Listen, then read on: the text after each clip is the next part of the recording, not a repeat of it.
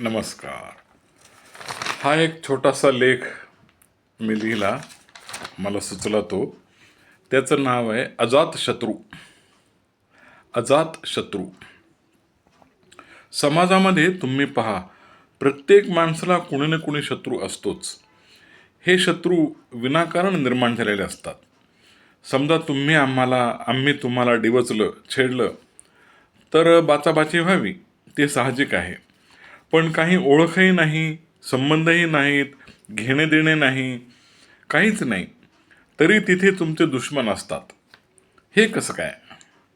एखाद्याच्या घराला आग लागली तर फायर ब्रिगेडची गाडी येईपर्यंत अनेक लोक बादलीने पाणी टाकून ती आग विझवण्याचा प्रयत्न करीत असतात.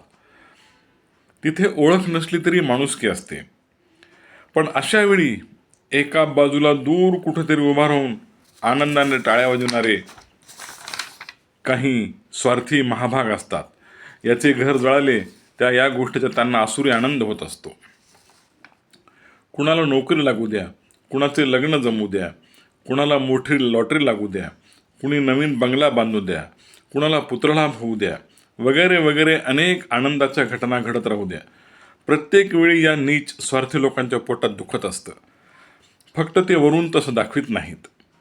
मग आता विचार करा, काही लोकांच्या बाबतीत असं म्हणलं जातं की ते अगदी अजातशत्रू आहेत, असं म्हणतात त्यांच्या बाबतीत. म्हणजे त्यांना कोणीही शत्रू नाही. याचा अर्थ त्यांचा स्वभाव सालस, नम्र, मृदुभाषी असा असतो. ते खरं आहे. पण त्यांचं चांगलं न देखवणारे महाभाग आहेतच की.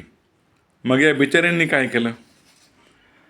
विनाकारण त्यांचा मत्सर करणारे असे जे महामहोपाध्याय ते यांचे शत्रूच नव्हेत काय?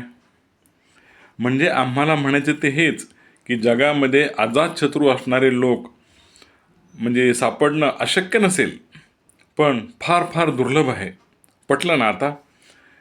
बिना किसी वजह के दुश्मन हर जगह है. बिना किसी वजह के.